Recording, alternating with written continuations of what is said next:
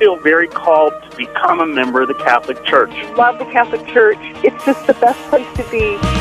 From the studios of EWTN, this is Open Line. In North America, call toll-free 1-800-585-9396. That's 1-800-585-9396. Outside North America, call 1-205-271-2985. You can also send an email to openline@ewtn.com. 1 minute into the hour, and it is great to have you here on Open Line Tuesday, Pro-Life Open Line Tuesday. As always, this is Elena Rodriguez greeting you profusely and rolling out the red carpet for you. Glad you're joining us. Jack Williams is not moderating the show today. He is out of town, so he has asked me to please fill in for him. And so I'm producing and also moderating the show. Delighted to be here with you. And Barbara McGuigan is not here with us today. Please keep her in your prayers. She is undergoing eye cataract surgery. So please, please keep our dear Barbara McGuigan in your prayers. We have decided to be very joyful in asking our good pro-life friend Janet Marana to fill in for us today in place of Barbara McGuigan. And as you know very well, Janet Marana is the executive director of Priests for Life. She is also the co-founder of the Silent No More Awareness Campaign, and she is the co-host of the Catholic View for Women TV show series that airs here on EWTN. A good day to celebrate life, Janet. Welcome to Open Line. Well, thank you, Elena. And of course, I have to tell our listeners that you also are a co-host of the Catholic View for Women, and the shows that we taped will be debuting in September. So Elena comes from out behind the microphone to the camera to everyone come September. So our listeners will have to wait for news and tune in for those shows. Yes, I can't wait. We're going to have a lot of fun. And so Teresa, Tomio, Janet Morana, and Elena Rodriguez on the same set. Good luck getting a word in. Exactly. And of course, you know, Elena, my pro-life expertise comes really from all these years working with Father Frank Pavone, and we have our, our Defending Life show also seen on Yes, EWTN, thank you for mentioning that. Yeah. Very important to mention Defending Life on Open Line Pro-Life Tuesday. Right. Very important. Exactly. And so we thank Father Frank Pavone for his spiritual fatherhood and his pro-life defense throughout so many years, like you do, Janet. And we're going to open up our phone calls because we want you to be our guest here on Open Line Tuesday and be able to participate with us here on the show. The phone lines are open. Matt Gubinski, our call screener, ready to take your call. The number is 1-800-585-9396. That number again is 1-800-585-9396. Perhaps somebody has talked to you about late-term abortion, and perhaps you are under the impression that it is so gruesome because it involves the abortion of a little human being inside the womb when that little human being is almost in full term or in full term. You think that doesn't happen? Well, Janet Morana is here to tell you otherwise and give you some facts and hard evidence that you can use in your pro-life defense, that you can use with a friend charitably, that you can use to defend the pro-life cause. If you have questions about this or any other pro-life topic, this is the number to call, 1-800-585-9396. And I also want to invite you to participate on our YouTube chat by going to youtube.com. And then you can type in the search bar, EWTN channel. It'll take you to our EWTN page on YouTube, and then you can see our live webcast. Our social media manager, Jeff Burson, Mr. Nice Person, is handling that chat. You can watch the show, you can listen in, and you can type in your questions for Janet Morana and share with the vibrant YouTube community, to which I am saying hello. Hi there, everybody. Glad you are joining us. You know, Janet, it's very important to celebrate somebody's birthday because we're celebrating life. That's right. We should be a pro-life culture. And here in the United States, we know that abortion has been legalized since January 20, 22nd, 1973. And we think we are under the impression that maybe in some states, abortion is only legal until up a certain amount, 20 weeks, etc., 24 weeks. In some other states in the United States, it is until the baby is viable, so any time within the pregnancy. Oh, sure, right up to birth, Elena. And, that's the thing I like to try to make people aware is that Roe v. Wade and Doe v. Bolton made abortion legal through all 9 months of pregnancy for any reason. We're talking about even on healthy babies, healthy mothers, whatever the reason is, a woman has a right to that abortion. And like you mentioned, some states, they limit it to only no abortions after 20 weeks, some 24, some 28. But there's a bunch of states, like, for example, New Mexico and Maryland, and there's several others, who allow abortions up to birth. No limit. No limit whatsoever. And we're talking about healthy babies and healthy mothers. Because if anybody watched the presidential debate and you heard Hillary Clinton there touting, oh, well, in these cases, the mother is so distraught because there's something wrong with her baby and she has no other choice. Oh, forget about it. It's terrible. And at least Trump called her out on it and said, you're in favor of ripping a baby's arms and legs and crushing its head. That's what we're talking about. Finally, the truth came to light. But so it is happening. Oh, it absolutely is happening, and it's not just Down syndrome babies, because, to be honest, Elena, with Down syndrome and some of these other fetal anomalies, they find out about that in the second trimester, not the third. I would imagine it would be very early, yeah. Yes, it's early on, because they do all these diagnostic tests right now, anyone who's been pregnant and goes to these extensive blood work, et cetera, and they come back with a whole host of whether your child might have cystic fibrosis, spina bifida, Down syndrome. The list goes on and on and on. And, of course, if it's one of those things, they will counsel the woman to terminate. They don't use the word abortion. They say terminate. And, of course, those are the cases where people say, listen, I've had this on our Defending Life program. We've even covered this on the Catholic View. There's a good way of doing this. You bring that pregnancy. The woman should never have to feel that she has to do this to her baby, because then the guilt is on the mom. Why not bring that child along and deliver it? Take it as far as you can in the pregnancy. Deliver the child. And even if the child only lives, like in aneuploidy and these other things, for a few moments, a few days, a few months. And look at Senator Santorum's Bella. She's like 8 years old now. So, don't put limits on what God can do. And what people don't realize is it's not just babies with problems that are being aborted late term. We're talking about healthy babies. And Priest for Life is exposing this horror because I think this will shake and wake a lot of people up. Plus, people who are already pro-life, and you have family members who say, but I think that it should still remain legal. Here's evidence to shake them up and say to them, is this what you're in favor of when you say you're pro-choice? Is this how far you were willing to let things go? Because we have evidence, hard evidence, that this is really happening. I know that you have informed me that Priest for Life has been conducting an investigation. And before we show you the evidence, which we will in just a moment here, I want to urge you and ask you, if you have someone, or you yourself, or somebody whose pregnancy has been counseled to terminate, somebody is counseling you or someone to terminate your pregnancy, please do call the show. Please do speak to Janet Morana. She is here available this hour. The number is 1-800-585-9396. And I know that, Janet, that you have been working in this investigation to prove that late-term abortion is being conducted. And we have actually a hard fact. So I'm going to let you listen to this so you can draw your own conclusions. And we'll explain exactly what it is when we come back from listening to this. Southwestern Women's Options, this is Georgia. How can I help you today?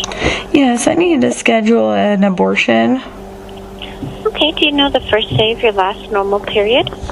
Yeah, it was back in October 8th of 2016. October 8th. Okay.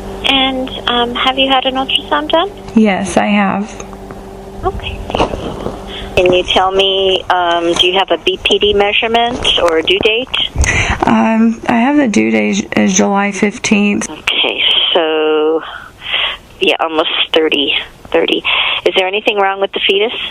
No, there's not. It's more just life happening. My husband lost his job. We already have some kids, and we're planning to continue the pregnancy. But now, with our world falling apart, we just felt like this was the best way out. Do you yourself have anything going on medically, like asthma, diabetes, high blood pressure? No. Are you currently taking any medications for any reason? No.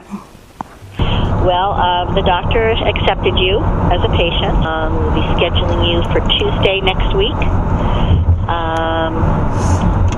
So we'll be starting on the 9th. And So I want to thank again Priest for Life for providing this evidence in form of audio, Janet. And again, this is a mother whose baby is at a 30-week term, so she is 30 weeks into her pregnancy, and That's right. and she herself said there's no medical problem with the baby or with her own health. That's right. And so you saw there's absolutely no problem of her scheduling the abortion. Okay, we'll see you next Tuesday.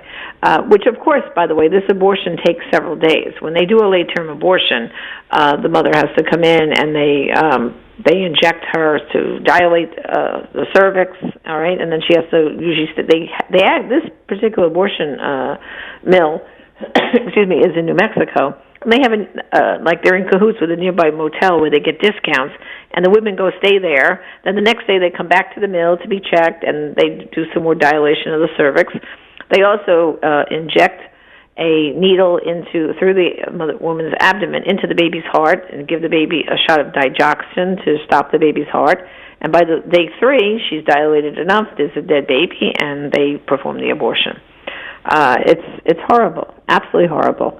And this is happening, brothers and sisters, every single day in the United States of America. And Elena, this was not just one isolated case. This is a lot goes on. And I can tell you about another case that Go ahead, sure. People reached out to Priest for Life. Actually, this happened in 2015. And a young 20-year-old young lady with her father flew from England to this abortion mill that I'm talking about in Albuquerque, New Mexico. And we found out about it because her uncle happened to know about this, and his sister, who was the girl's mother, didn't want her to have the abortion, and they had people willing to adopt this child, but the parents were divorced, so the mother didn't have much influence in the situation, and the father said, okay, I'm going to take you to America, because in England she could not have had the abortion at that point. So he took her to England, from England to the United States, flew her here. Imagine the expense, Elena, okay, and then the expense of the abortion.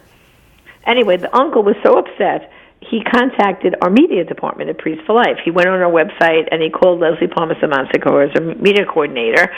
And then we got in touch with Father Stephen Imperato, who, as you know, is a full-time priest with us, but he is stationed in Albuquerque, New Mexico. He's very familiar there with what goes on, and he has sidewalk counselors that he knows. And they went there to intervene.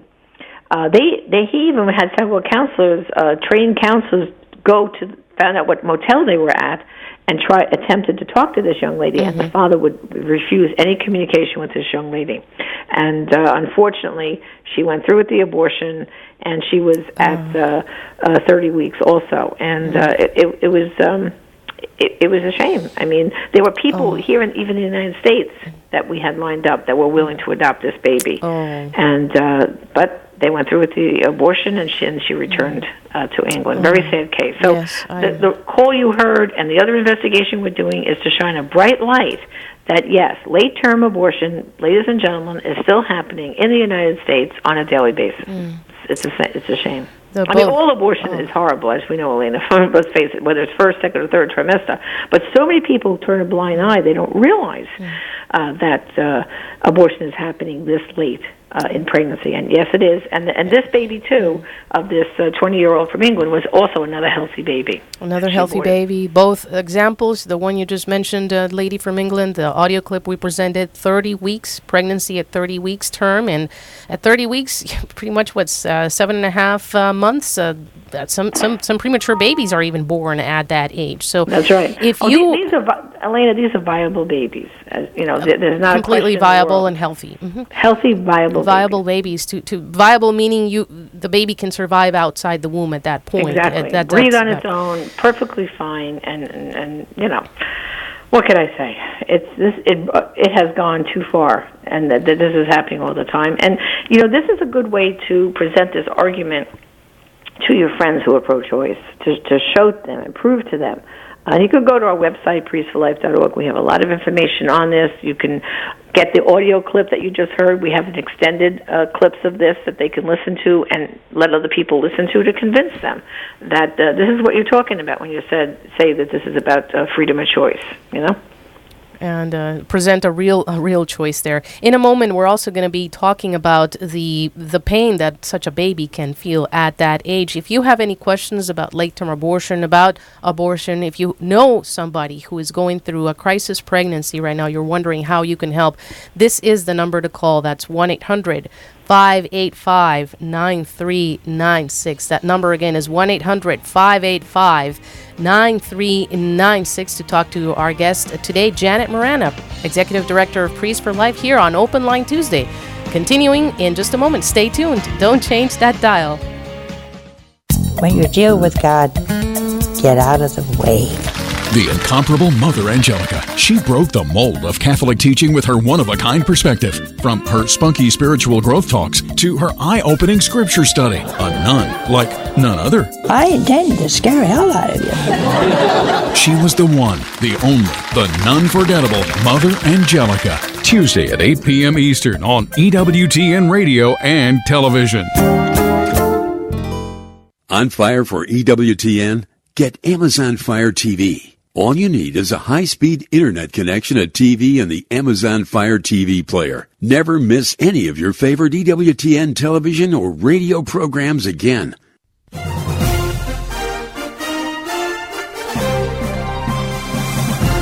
Hello, this is Father Scott Daniels of Priest for Life with a pro-life update. In their pastoral plan for pro-life activities, the Roman Catholic bishops of the United States have asked that at every Mass a prayer be offered for the defense of human life. To help parishes fulfill this request, Priests for Life prepares an entire set of prayers of the faithful for each Sunday of the year, based on the readings for that Sunday. Among these petitions each week is a prayer for an end to abortion and other forms of violence, and for the growth of a culture of life. We also provide homily hints and bulletin inserts for each Sunday. You can find these resources at priestforlife.org, and we also provide them weekly via email. Help your pastor today by bringing him these weekly pro-life resources for the liturgy. Visit priestforlife.org for that information. This is Father Scott Daniels on the EWTN Global Catholic Radio Network. This is Colleen Kelly Mast. Hello, this is Archbishop Charles J. Chaput, the Archbishop of Philadelphia, Pennsylvania. This is Catherine Seltner, host of EWTN Pro-Life Weekly. Thanks for listening to EWTN Radio. This is Open Line on the EWTN Global Catholic Radio Network. If you have a question or comment, call 1-800-585-9396. Outside North America, call 1-205-271-2985 or send an email to openline@ewtn.com. Open Line is airing live 90 minutes into the hour, and we're expecting your phone call. The lines are filling up quickly. 1-800-585-9396. That number again is 1-800-585-9396. Or you can join us via YouTube. Send in your question via the YouTube chat by going to youtube.com and then typing in the search bar EWTN channel. That'll take you to our live webcast. And we have Elizabeth on the line. Janet, Elizabeth is calling in from Michigan, listening through our great partner, Ave Maria Radio. Elizabeth, please go ahead with your question. Hi, Elizabeth. Good afternoon. Hi, Janet. Good afternoon. Thanks for taking my call. Okay. I was calling because my husband and I, sadly, unfortunately, just delivered a 37-week stillborn daughter, and we're so thankful that we kept her. It was never an option for us to abort her. But we found out from the hospital near us around 25 weeks that she had this awful chromosomal abnormality and heart conditions. And we were very much taken aback because at this particular hospital, there was a lot of talk about you still have options and these sorts of things that were mentioned to us, kind of implying that they could help us, abort her. And I was my husband as well, just mortified that they would even mention this because as far as I know, abortion in late term is illegal in the state of Michigan. So I was just wondering, is that something that hospitals and doctors, even at this point, are trying to find loopholes?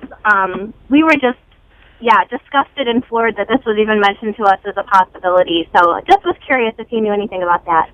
Yeah, well, basically, a lot of doctors, even if abortion is not legal in their state, they will recommend, and they won't use the word abortion, termination, because they're so concerned about these wrongful birth suits that can happen after the child is born. And I can give you a clear example. A few years back, up in New York, actually in Westchester County, a young kindergarten teacher, her and her husband were pregnant with their first child. And she was 35 weeks even, and they said the baby had a seizure disorder. And her doctor recommended termination and referred her to a late-term abortion doctor, Dr. Carhart, down in Maryland. She, her mother, her husband, and another family member traveled from New York down to Maryland to have this abortion, stayed in a hotel like I described for 3 days.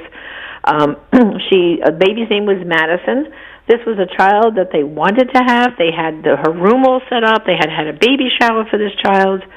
So she aborted this child at 35 weeks for this supposed seizure disorder.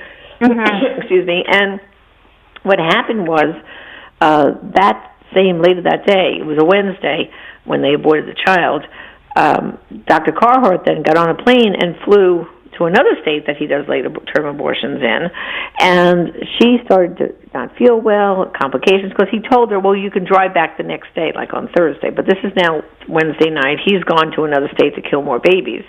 And they try to call his office. There's no answer. No one's there to help them. They take her to the emergency room, and she died the next morning from complications from the abortion.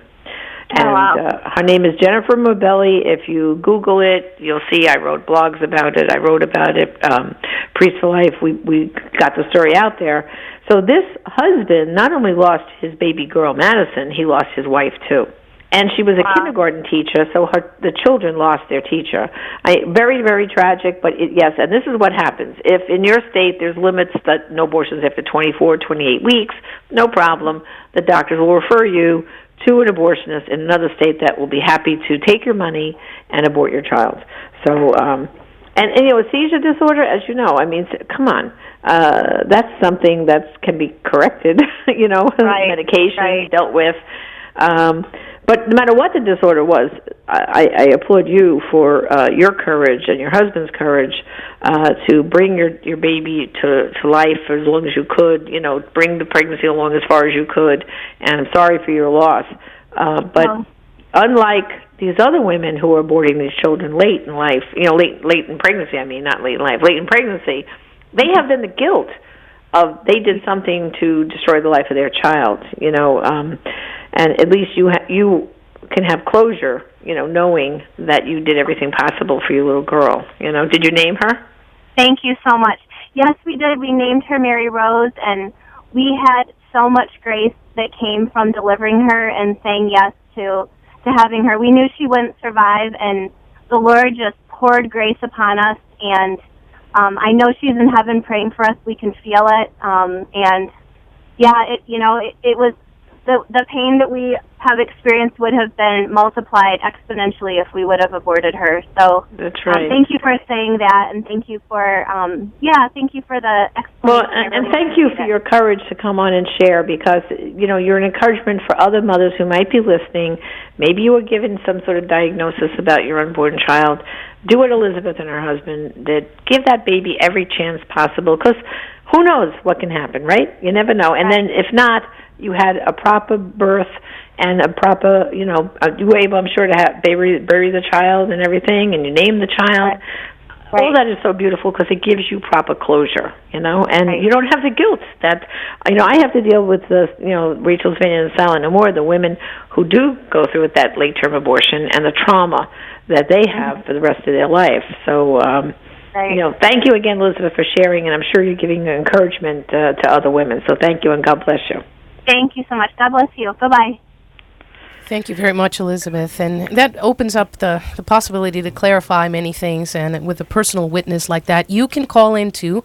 The number is 1-800-585-9396. That number again is 1-800-585-9396. And Janet, we are beginning to get our lines filled here. So this would be a good time for you to call. The number again, 1-800-585-9396. If you have a question about how to, very charitably talk to your friends who may have a different opinion about abortion, about the legality, about the propriety of abortion at different terms, especially late-term abortions or at any term, give us a call. Janet Morana, the Executive Director of Priests for Life, is here with us. She's also the co-founder of the Silent No More Awareness Campaign, filling in for Barbara McGuigan today, and she'll be happy to take your question.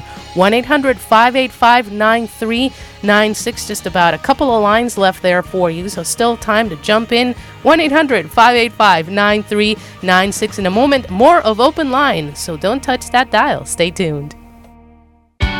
More to Life with Dr. Greg and Lisa Popchak. More to Life is about living the Catholic difference in our marriages, our families, the way we approach life in general. It's about celebrating life and our Catholic faith and discovering all the ways God wants to bless us and help us be a blessing to others. More to Life with Dr. Greg and Lisa Popchak. Weekdays, 10 a.m. Eastern on EWTN Radio. 60 Seconds with Mother Angelica. I don't know if news is news anymore. Do you think it is? When you hear that they're going to clone a human being, it's hard enough to put up with some people, let alone two of them.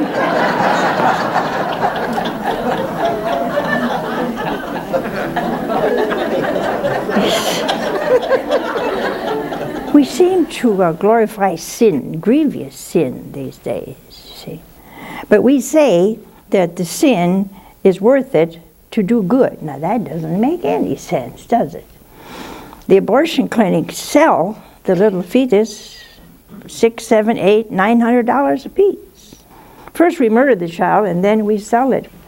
For what? Oh, well, it's going to cure an old woman. Well, you just killed a young one. True love is the best gift of all. Bye now. The people you know and trust are on EWTN. Get an insider's look at the latest information from EWTN. Sign up for Wings, EWTN's weekly email newsletter. Get the latest information about live events, special features, and guests. Connect with EWTN on YouTube, Facebook, and Twitter. Just go to EWTN.com and click on the Wings link to sign up. Don't miss a minute of all that's happening at EWTN. Get your wings today. This is Open Line on the EWTN Global Catholic Radio Network. If you have a question or comment, call 1-800-585-9396. Outside North America, call 1-205-271-2985 or send an email to openline@ewtn.com. 29 minutes past the hour here on EWTN Radio's Open Line today with Janet Morana, the Executive Director of Priests for Life, filling in for Barbara McGuigan. And this is Elena Rodriguez, the producer of the show, producing and filling in for Jack Williams. So we are delighted that you are joining us, and we have our lines almost full, but there's still a chance for you to call 1-800-585-9396. Be on the show here with Janet Morana, and that is exactly what Jerry did. Jerry is in Minnesota, and she is tuning in to EWTN Radio through Real Presence Radio. Jerry, your question for Janet Morana. Go right ahead, please. Hi, Jerry. Good afternoon. Welcome to the program.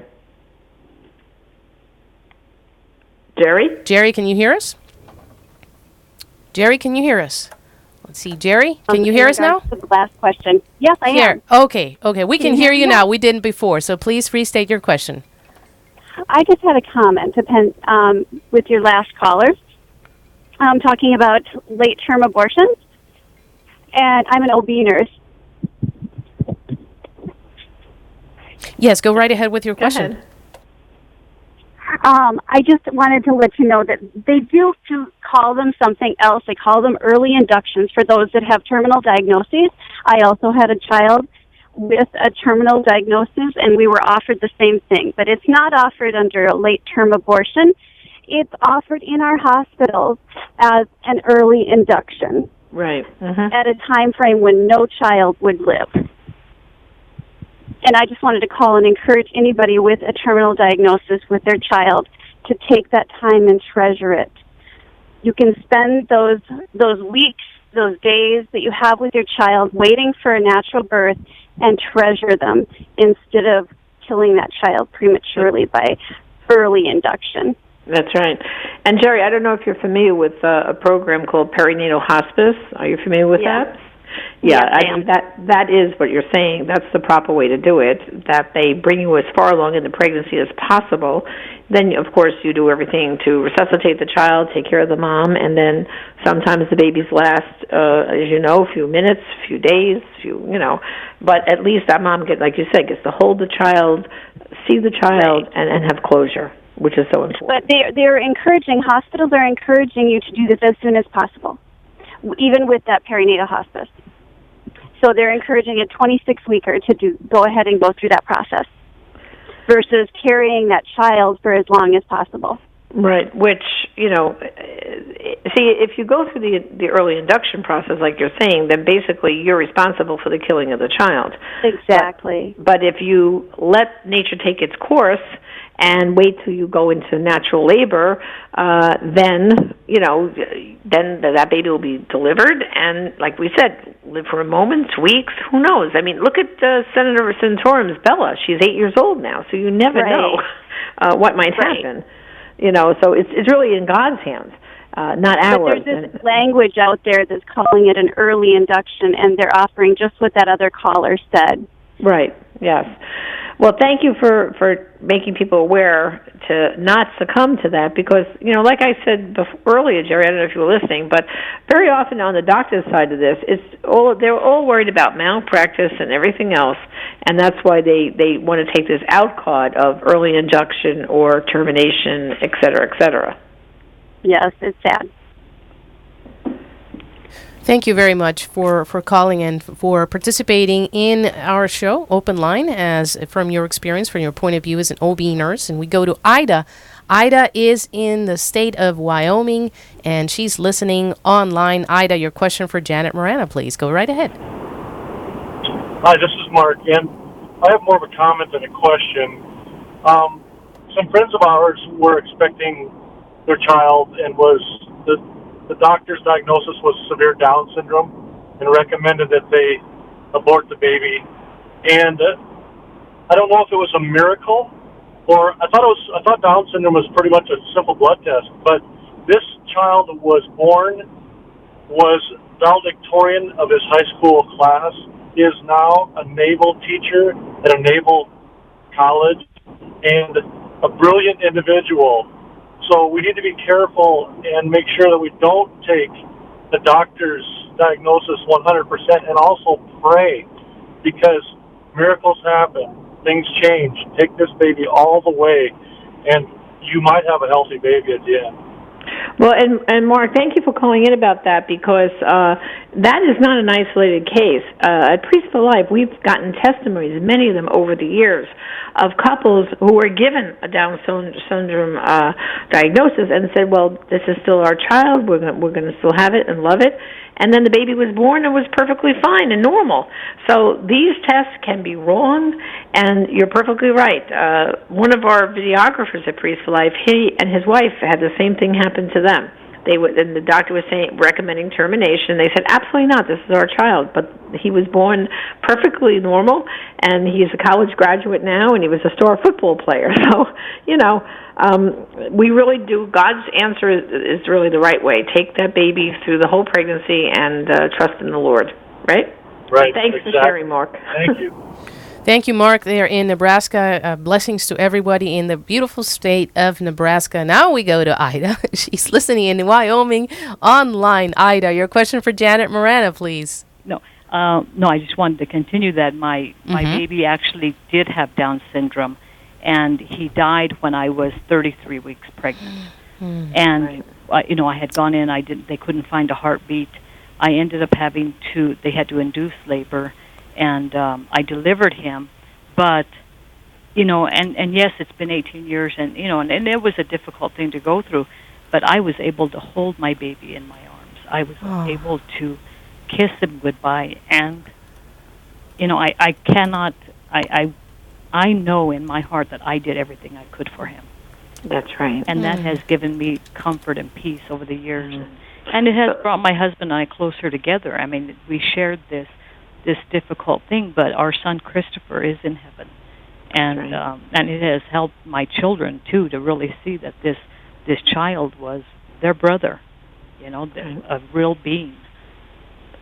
That's a beautiful story for sharing, Ida. Of course, we're sorry for your loss, but also for your courage. And like you said, it was beautiful just for that time, the special moment you had to hold him and kiss him and love him just for that short period of time. And thank you for sharing and giving that encouragement to other people who are listening right now. So thank you, Ida. Thank you.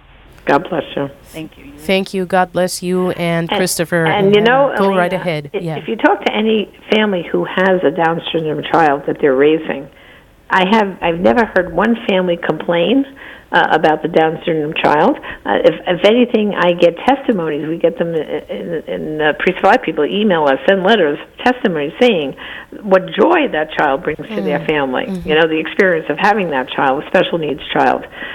So right away, people are judging. Unless the child is perfect, 100%, then they're looking to abort the child. But any family who has a special needs child, I hear nothing from those families but positive things, how rich and rewarding their lives have been having this child among them.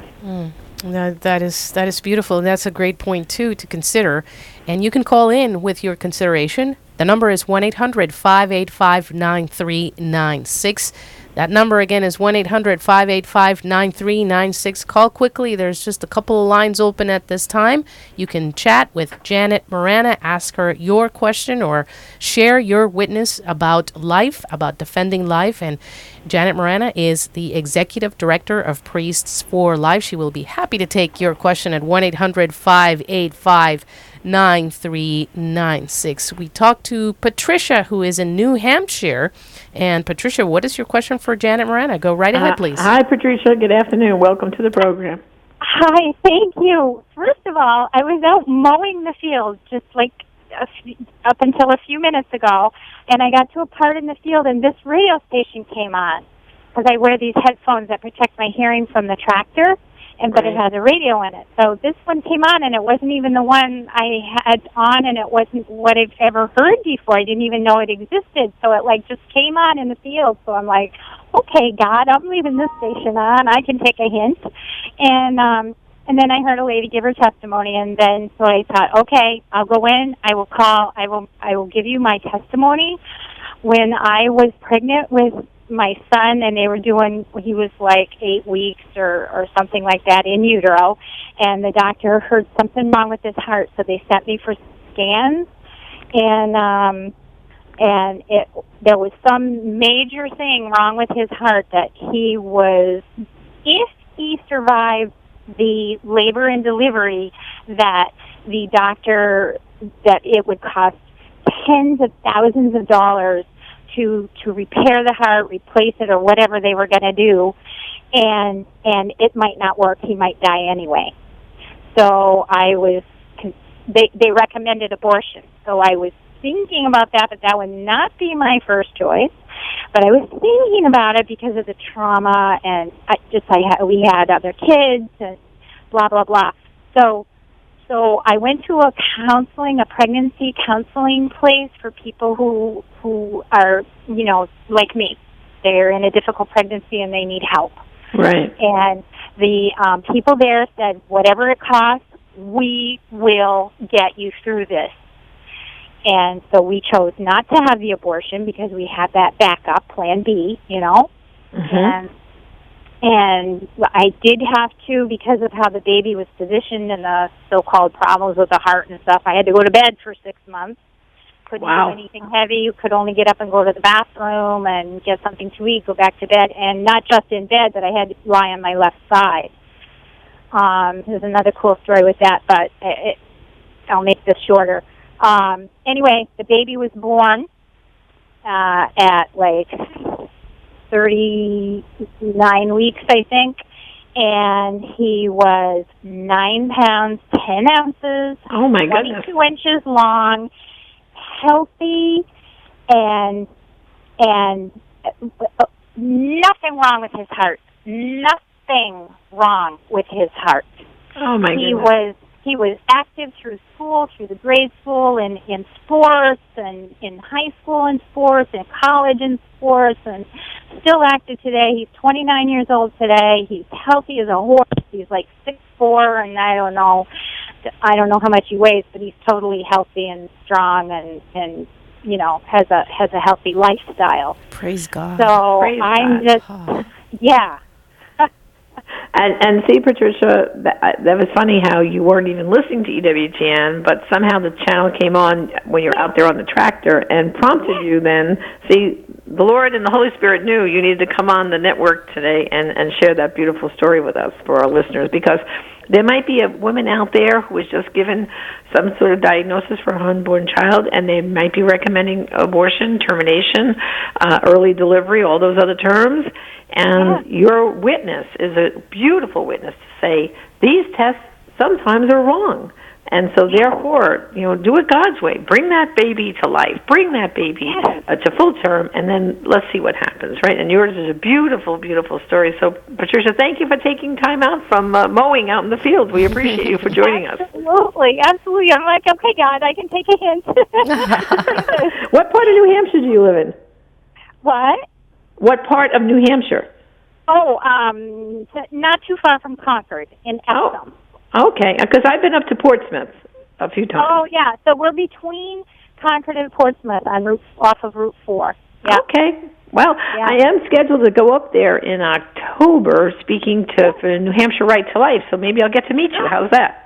Oh, my gosh. Do you know where they're going to be? I'll have to look it up, right? Well, check our website, Priest for Life, under my speaking schedule, and I don't even know where the venue is yet, but I know it's the first week in October. It's early October, so maybe we can meet there, okay? Oh, awesome. Thank you so much. Okay, God bless you, Patricia. Thanks for joining. God bless you. Thank you. Okay, bye-bye. Bye. Many happy reunions to Patricia. And thank you, Patricia, for taking us out there on the fields to mow the lawn with you. This is a wonderful time also to remind you who spend a lot of time there out in the fields, and all of our listeners who are on our nation's roadways, to take EWTN Radio Classics with you as you head out there and make good and productive use of your time and learn something while you drive, while you mow the lawn. EWTN Radio Classics is our 24-hour-a-day, 7 days a week teachings and devotionals channel, and it's available from all of our EWTN archives from all the way up until the very foundations of our EWTN television network. So it features Mother Angelica, Patrick Madrid, Father Benedict Groeschel, Father Larry Richards, Father John Ricardo, and anyone you can imagine who is a classic here on EWTN. So to find out more about EWTN Radio Classics, to tune in, you can even look for it on your EWTN app, which of course is a free download, but you can also go to EWTNradio.net and listen to EWTN Radio Classics and then learn. And it is a wonderful opportunity to learn. And Janet, we have our vibrant YouTube community represented today in someone who wants to remain anonymous, but he wants to learn. He's really open to learning. He has a very interesting question, and here it goes for you. And while you're thinking about this, I want to invite our listeners who are getting ready to call in with a question to dial 1-800-585-9396. because we still have time to put you here on the air. So, Janet, here's the question. He asks, are the Catholic objections to abortion all moral and ethical objections? In other words, are there figures or statistics or hardcore evidence of any kind to suggest that abolishing abortion may actually benefit a society? He says he's open to considering it. He says he is as a personal standpoint, he is pro-life, but politically, he is pro-choice. So is there any evidence that abolishing abortion will benefit society? Well, sure. Well, first of all, the Catholic teaching is, of course, from the moment of conception to natural death, all life is sacred. But as far as what has abortion done to society, well, I can tell you from the testimonies of the women from Silent No More, the abortion did not solve their problems. It has created so many other problems for these women. Things like abusing drugs and alcohol just to get over the pain of the abortion. So you might be saying to yourself, with all the drug treatment programs we have out there and all the Alcoholics Anonymous and all these other help groups, why, oh why, have we not conquered alcoholism and drug abuse? Well, it's because of abortion. You could just go down the list, Elena. So many of the people who've had abortions, the women, suffer from eating disorders, psychological problems. The list goes on. And what would benefit society? Well, think about all the children. Over 50 million children have been aborted in this country. Over 50 million. We're probably getting close to 60 soon. It's horrible. Well, where are those children? What if those children were part of society? And what if one of those children was supposed to give a cure to cancer or some of the other diseases or diabetes? We don't know. We don't know. We don't have that. Were wiped out. Right. We don't have that statistic because it didn't happen because abortion happened. Right. So. And then here's an economic one for you, Elena. Is that think of now all these baby boomers that aborted their children. Okay, well, those children would have been working, paying into Social Security. So you want to know why Social Security might be going bankrupt now? Is maybe because the workers are not there paying into Social Security. So there's the kind of the numbers.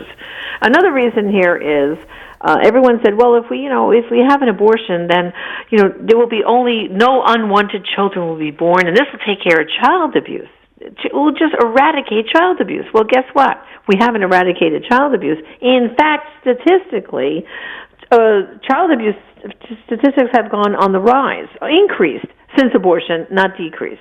So abortion did not solve the problem statistically for child abuse either. So for our YouTube question person there, I mean, we can just go on and on. The list gets longer and longer and longer. But there is no disease, no natural disaster, Elena, that takes more life than abortion. And yes, it has affected our society based on all the problems that women and other men, the dads, have after an abortion. Well, thank you very much for clarifying that. That's a very interesting conversation. I want to thank our YouTube community for participating because it opens up the dialogue and then we can think this through. And you can do that too by calling 1-800-585-9396. That's the number that Charles called. Charles in Michigan is tuning into EWTN Radio via Bariga Broadcasting. Charles, your question for Janet Morana. Go right ahead, sir. Yes, hello. Thank you for taking my call. You're welcome. I'm calling kind of two-parted statement witnessing here. I was a special needs child. My mother was told that an abortion would have been in her/my best interest. Thankfully, obviously, she didn't choose that. I'm now 33. I have an amazing child of my own, has no health issues. And I just wanted to witness there that not to listen to the doctor. That's right. Well, more Charles, often than not. Yeah. Charles, thank you for your witness. And you made a very important point that abortion has a generational effect. Had your mom aborted you, then that child that you had would not be born. And so therefore abortion does have a generational effect on society. And so that's a beautiful witness that you gave, that you were born with special needs and you've overcome that, whatever the disability was, and obviously went on to have a child of your own. So thank you, Charles, for that witness. It's beautiful. Other part of it is I've been blessed to be able to work in spiritual care at our local Catholic hospital for a number of years now. And I've been listening to the program for the last I don't know, about 40 minutes, a half hour. And I'm not trying to be disrespectful towards anyone on the program at all, but people keep referring to children, adults, any of God's humans that are not disabled as normal. And as a standpoint from someone that does have a physical handicap and someone that works with people that are in hospice situations or parents that have had children born with special needs, maybe to rethink the word normal. Because, I mean, we are all creating God's image. That's right. We have one leg, such as myself, or no arms, or a speaking disability, whatever it could be. We need to be reminded that we are born in His image. That's right. And again, I'm not trying to be disrespectful or anything of anyone that uses the word normal. It really takes me aback, and I personally know quite a few people that do take it offensive. Right. As, because quite frankly, what is normal? Right. Well, you know, Charles, unfortunately, the society we're living in, it's like everyone's looking for the perfect child. And if the child is not perfect, that's why it increases abortion. If there's anything wrong with the child, these doctors are recommending termination, as they put it, which is terrible.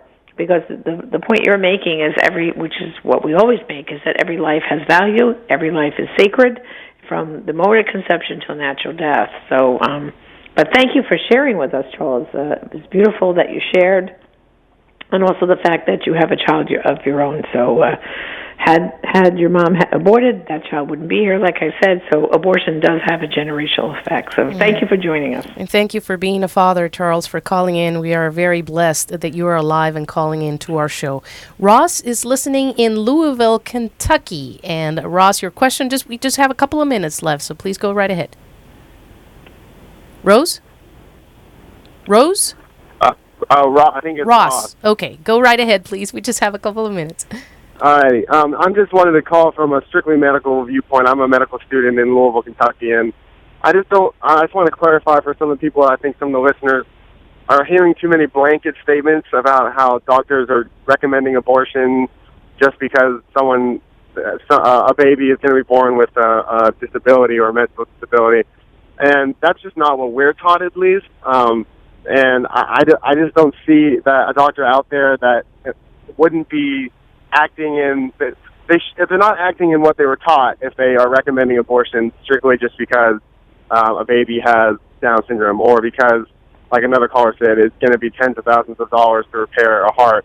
That's not what we're taught as a reason to recommend termination or an abortion. So I just want to clarify that the doctors that are doing that are not doing so by the standards that we're taught, or if they are, then maybe it's a changing generational thing, and now medical schools now are doing better about letting the patient choose and letting patient autonomy be, what comes first rather than the opinion of the doctor. So I just want to make sure I've heard a lot of "don't listen to your doctor" type statements, and I just, from what we're taught, you do not recommend an abortion simply just because someone has Down syndrome.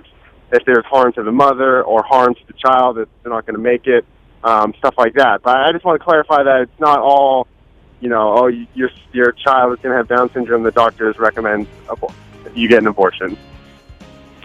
Well, Ross, thank you, but you're lucky to be going to such a good medical school that's teaching the things you're saying. But unfortunately, there are many schools, medical schools, especially those in New York and California, who teach just the opposite. Who do teach the termination word.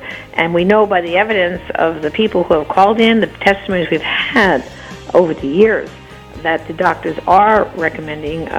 Matter of fact, statistically, over 95%. Janet, I want to thank you at this point. Time is running out, so I want to ask Renee to please call back next week with Barbara McGuigan. Open line begins Tuesdays, every day of the week at 3 p.m. Eastern. Tuesday with Barbara McGuigan, pro-life issues. Thank you so much, Janet. God bless you, my dear. God bless. Stay tuned for more of EWTN Radio right here